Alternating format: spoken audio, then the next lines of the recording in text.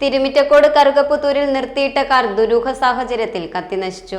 943 0945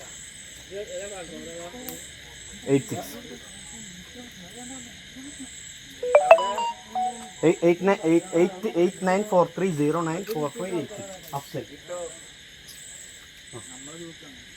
കഴിഞ്ഞ ദിവസം രാത്രി 11 മണിയോടെയാണ് സംഭവം. കറുകപ്പുത്തൂർ ഹെൽത്ത് സെന്ററിന് സമീപം നിർത്തിയിട്ട കാറാണ് കത്തിയത്.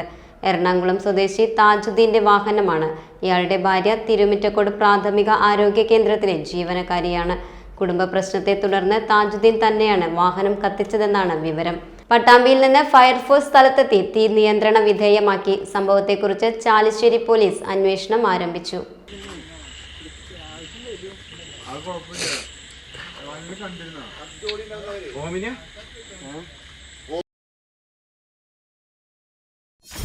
.വ്യൂ ന്യൂസ്, കാഴ്ചകളാണ് ലോകം, കണ്ടു തുടങ്ങുക.